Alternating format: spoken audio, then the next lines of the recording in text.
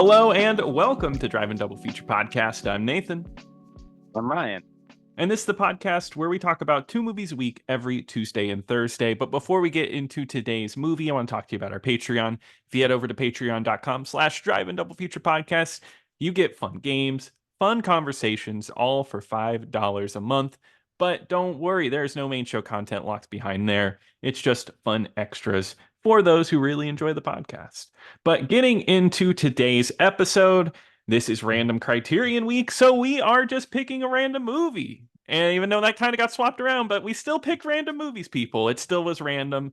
And then my movie was picked from Ryan's shelf, actually, and that was A Hard Day's Night from 1964, which is directed by Richard Lester. And then who starred in this one?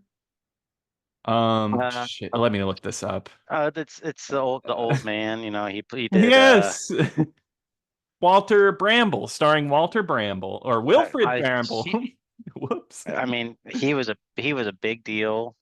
He was Hmm. on that really famous show that everyone Hmm. loved.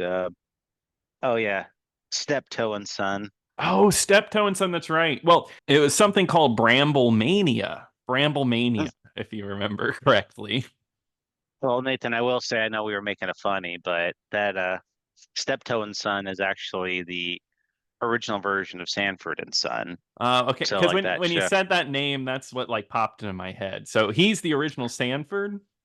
He's the original Sanford, yes. Oh, that's cool. Actually, I did not know that. So that's a cool fun fact. But all kidding aside, this is the Beatles movie starring the Beatles. So John Lennon, Paul McCartney, George Harrison, and Ringo Starr. No fifth Beatle to be seen here. Nope, he best. No, no, no. He does not show up. My favorite Beatle isn't even in this damn movie. I was already peeved getting out of it. Um, but yeah, so this movie is very popular. Just because the Beatles are a cultural icon. One of the most influential bands of all time. A lot of people love the Beatles to death.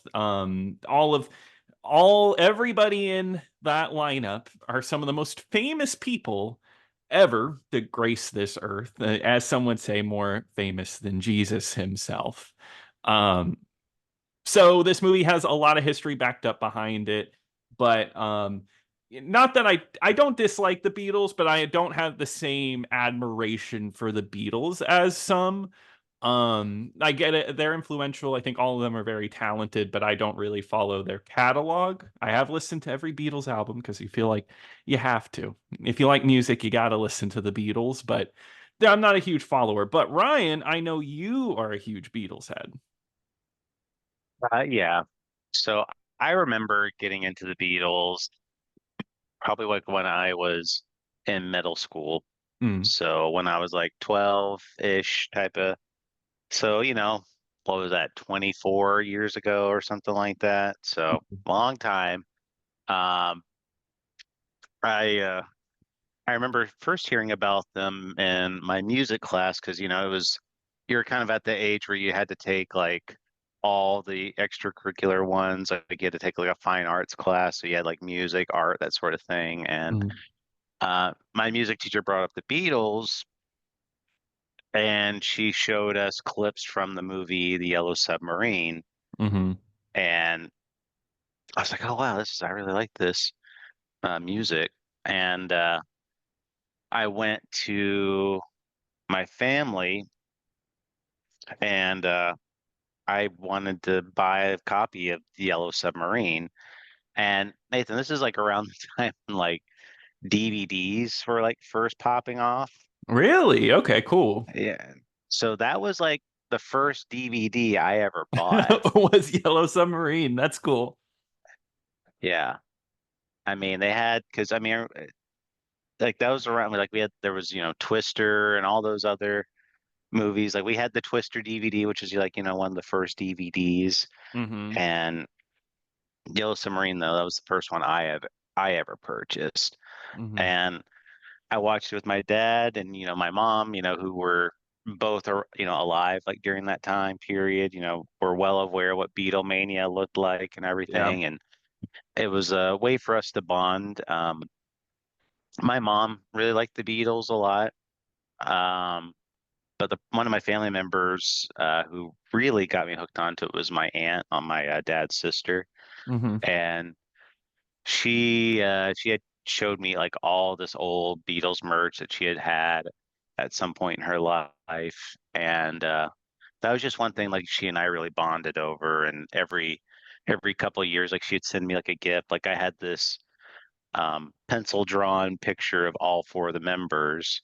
Mm-hmm. She had sent me like these blanket with like with all the members on them, Mm-hmm. like Yellow Submarine action figures from the movie. So, and that's just one of the things that she and I would always talk about a lot before she passed away.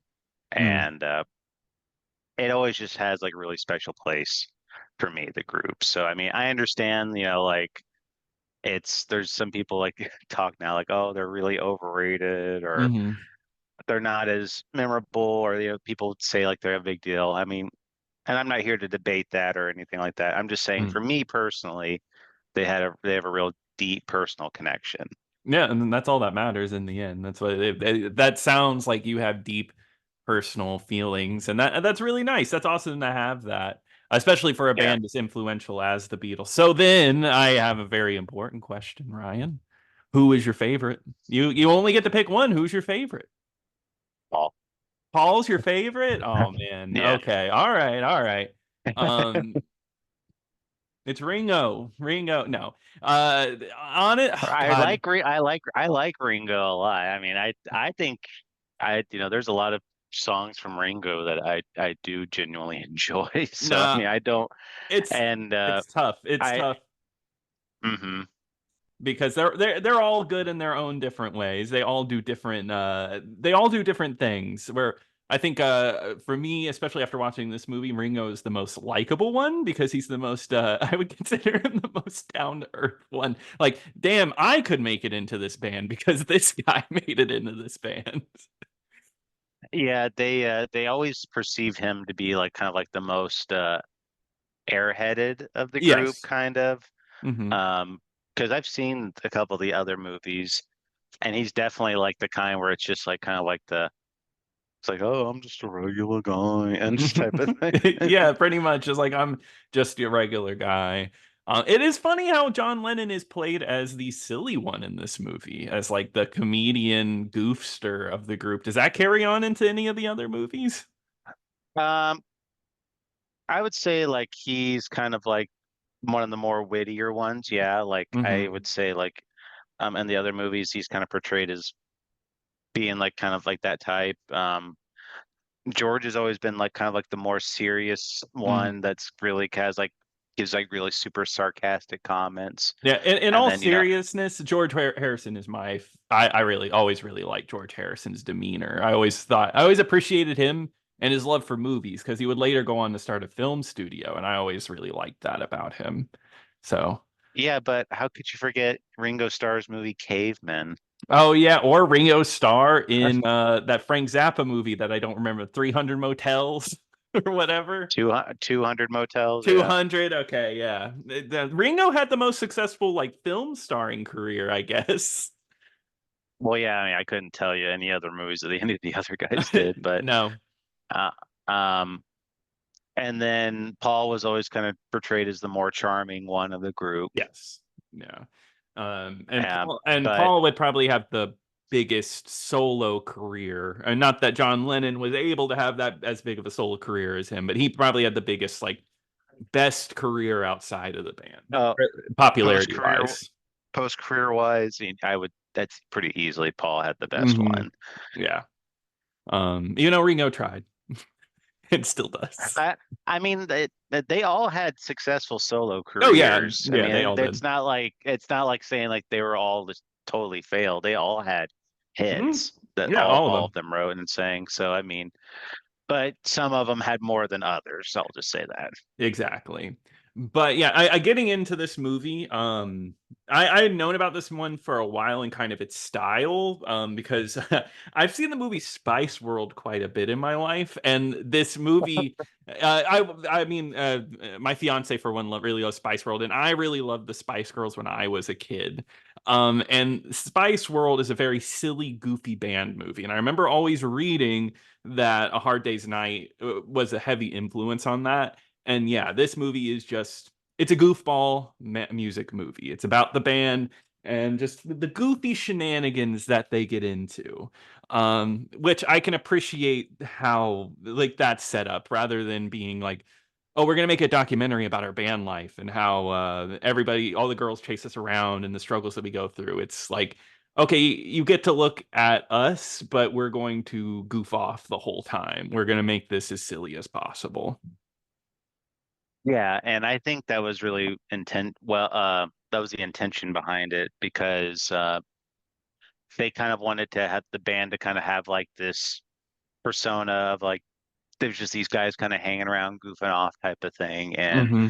just to make them more lovable. And the movie kind of helped them deliver that image. Exactly. Yeah.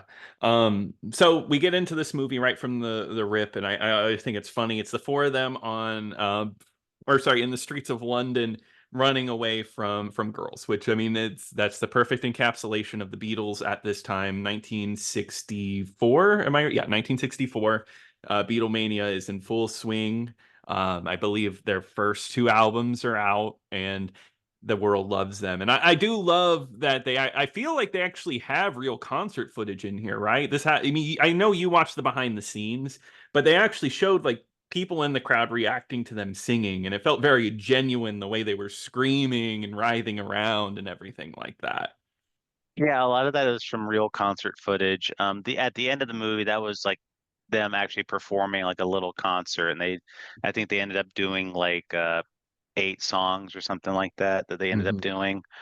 Um, but yeah, they people were going nuts for him because this is right around the time that they hadn't gone on Ed Sullivan yet, which Wow. Ed Sullivan was kind of like the big launchy point that really made them into like Hmm. mega stars.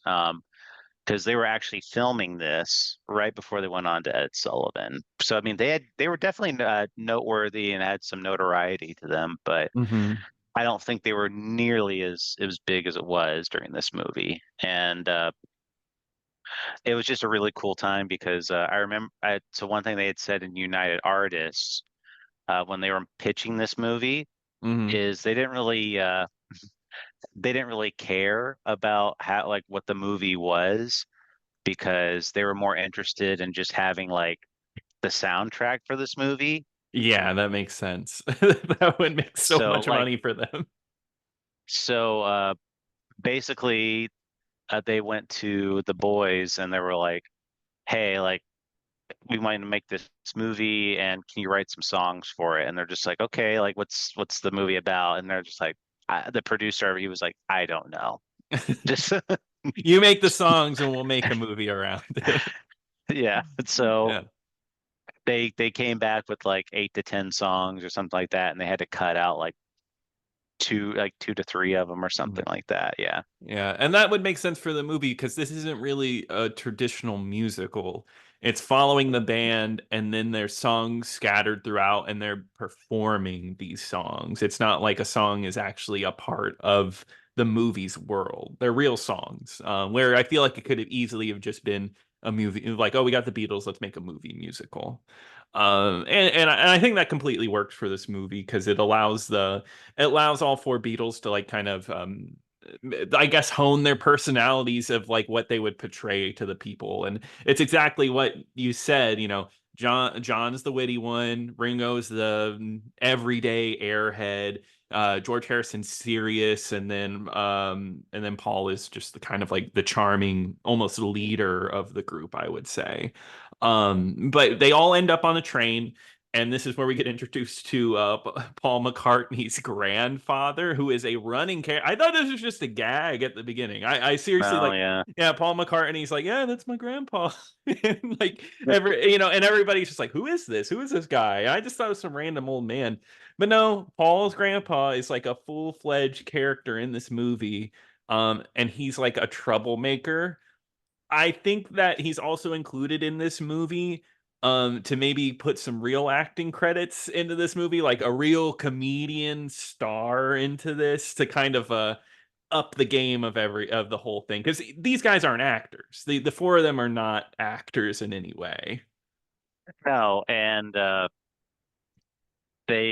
mean, other than the Beatles being credited in this movie, the next credited person is the guy playing the grandfather. Yeah. So, I mean, he is like a comedian that is well known in England. Hmm. And so that's kind of what they were going for, was they wanted at least somewhat of somebody with some type of acting credit to it. And so he is definitely, I mean, because he's got some funny lines too in the Oh, it's movie. funny. So, Yeah. I thought the old idea of um, this old man who is very who just stirs the pot, who's just like loves getting into trouble and getting other people into trouble. It's a fun idea. I do like the thing that probably shines through the most in this movie, and I just because I wanted to bring it up right away, is the dialogue in this Hmm. movie. It's just it's very witty, and it flows just very naturally. Hmm. Um, a lot of this movie seems like it's ad lib, but a lot of the stuff in here was from like written in the script. Mm, gotcha. When the grandfather was introduced, he was like, it's like, oh, here's my grandfather. And he's like, that's not your grandfather. It's like, I've seen your grandfather. He lives in your house. So yeah, well, that's my other grandfather. He's my grandfather as well. He's like, well, how do you reckon that one out? Well, everyone's entitled to two, aren't they? Yeah. And it's full of yeah, and it's full of dialogue like that. Like it is definitely more than slapstick, it is dialogue based humor of just like simple misunderstandings or like just kind of like off kilter jokes. Which I can appreciate. That's the one thing I can really appreciate about this movie is it doesn't take itself seriously. It is a completely silly movie from beginning to end. It's a farce on everything. But it's also like a lighthearted silliness. This movie does not have an ounce of meanness in its blood. No, I mean, I don't think they ever really even make fun of anybody, or, Mhm. even nobody's really like the butt of the jokes. I mean, kind of like their manager is kind of Yeah. really just kind of like exacerbated, just like like he's just trying to deal with like this situation, and Um, he's really mad at like this other guy that he's just like you're intentionally being taller than me, like I know it. Like yeah, and that the poor tall guy is like, I didn't have a choice in this matter. yeah. um uh yeah, there's just so many good one-liners too. Like there's one scene where they're being interviewed by all these reporters, mhm. and they asked George, it's like, so what do you call your hairstyle? He said, Arthur. That's right, yeah. Yeah, there that whole bit was really good where they all have like I forget, Paul McCartney just repeats the same line over and over again. And then Hmm. they get asked, "Are you a mod or a rocker?" "Oh, I'm a mocker," which I thought was silly. Um, yeah, fun. There's one of my favorite. This movie is very very segmented. I'll say that. Like there's a it's like it feels like a bunch of segments where they all split off. Every Beatle kind of gets their own plot line or section. I really like the George Harrison one where he gets interviewed by the Oh yeah. magazine, like to like come up with like whatever the next style is, and the guy's like, I don't care what you say if you like it or not. I just want your name here so we can put your name on stuff. And the whole time George Harrison's like, this sucks. I hate this. This is all really bad. Like everything you bring me. Oh yeah, I like the dialogue what he was saying, because like they hand him like this shirt, and he's like, "This is going to be all the rage." And he's like, "It's like, oh, it looks real grotty. Like I just wouldn't be caught dead in that thing." Yeah, and don't And they like, oh, what does that mean? And then it's like, oh, we're gonna add that to our catalog. yeah, and they ask, and they are like, "Oh, and here's like our teen idol. Like she's like the voice of a generation." It's like, nah, she's pretty lame. He's like, we put the TV on mute and say rude things about her. Yeah. Yeah. And then they're like, oh, but she's not supposed to go out till another 3 months. I got, it's like all calculated. It's fun. But yeah, so what happens is the whole band is going to like this new big show that's going to be live and on air. And it's kind of about the shenanigans that they get into. They lose their grandpa like over and over again in this movie. At one point, he is like gambling in a suit, and he obviously has a lot of women. At one point, he's gone and like, oh, maybe he's in an orgy, and then they're all running off to find him. Um, Well, they're like they find like another old man. They say that it's like maybe he's in an orgy, and they all run off, and the old guy's like, "Can I come too?" He's like, "Nah, you're too old." yeah, that's right. Oh yeah, and then the oh God, what's his name? I'm gonna get it. Yeah. Shake, which is the or no, sorry, it's Norm. Norm is the Beatles man. Like that's the manager of the band. Yeah. He Yep. um he specifically doesn't like John Lennon. John Lennon is the one that gets on his absolute nerves. There's a good Mhm. visual gag where he's in the bathtub and he's just like doing some crap with the boat. And then he's waiting for him to get out of the bath. John Lennon goes under the bubbles. And then Mhm. as the water goes down, he's disappeared and he walks through the door. He's like, where come on, we got somewhere to be. Let's get out of here. And that explains John Lennon's role in this movie the whole time. Well, that's the fun thing about this movie. There are definitely some really absurd moments. Hmm.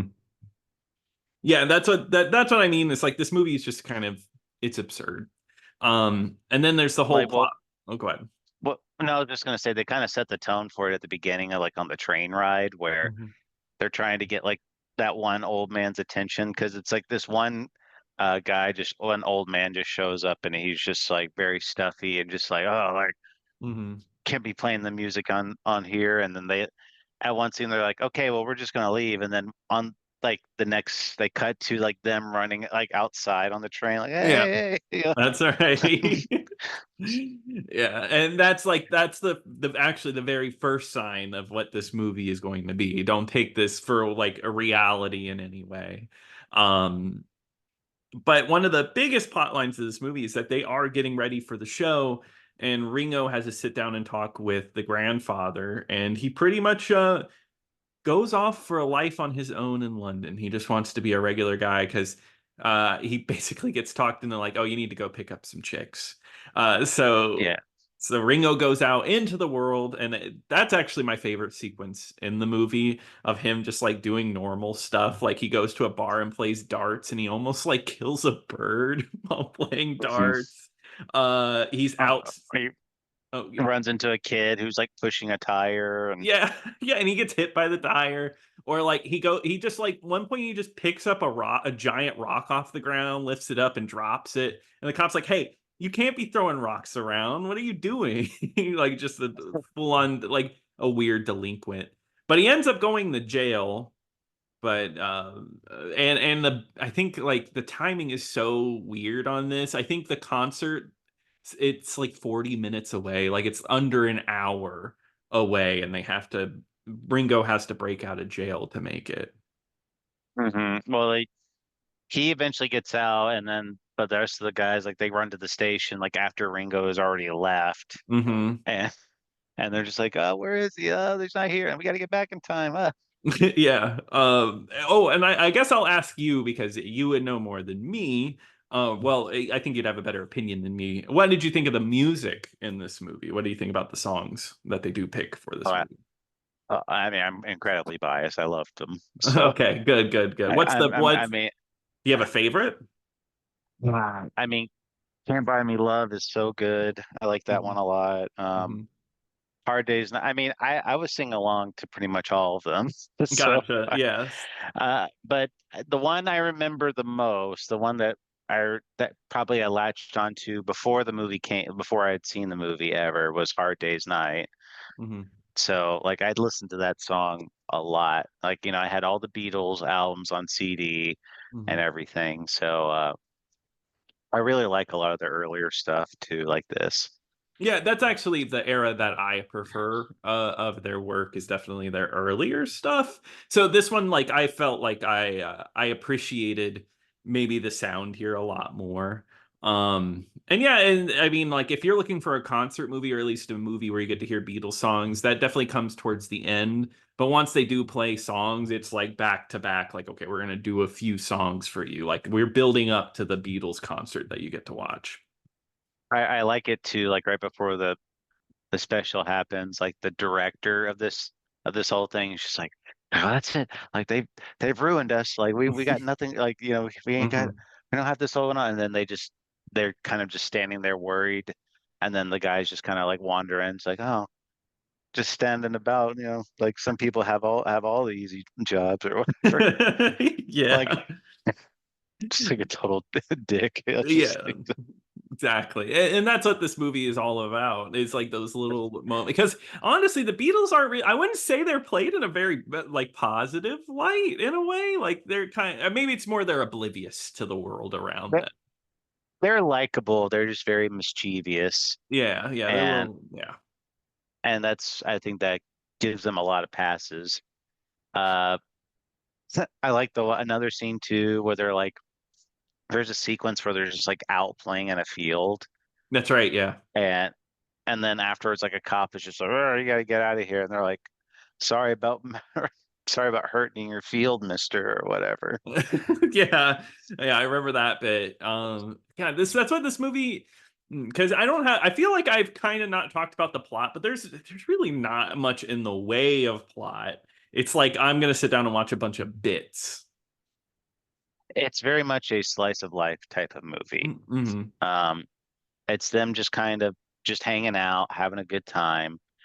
Uh, they're out doing their own thing. You kind of get to experience each one of the members, and Mm-hmm. it kind of gives you an idea of what their personality is like. And of course, you got the music and everything. Roger Ebert had described this as, well, he didn't describe it, but he agreed with the description. This is the Citizen Kane of music films. Holy crap. That means a lot coming from him. Yeah. And Um, he's probably the right age group for it too. Um, but yeah, I mean, I that's the thing. This movie is considered like one of the best of all time. I think he put it on his great movie list. I think Time put it in their top 100 movies ever made. Very high marks. I'm dead sure it's in the 1001 movies to watch before you die.